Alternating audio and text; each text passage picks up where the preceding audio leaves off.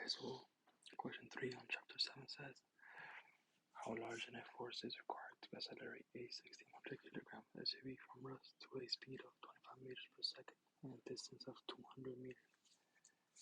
So to answer this question, we're going to be using, let's write out what we are given.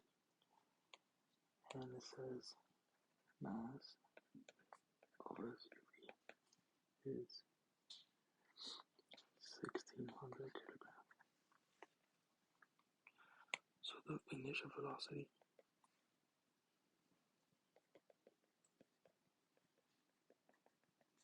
just v, it's 0 because it's at rest. And then our final velocity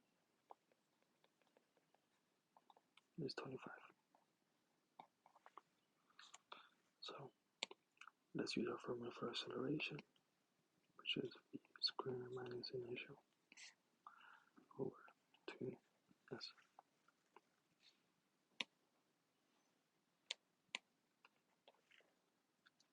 This comes out to 25 squared minus 0 over 2. S is the distance of 200 meters, which comes out to 1.5625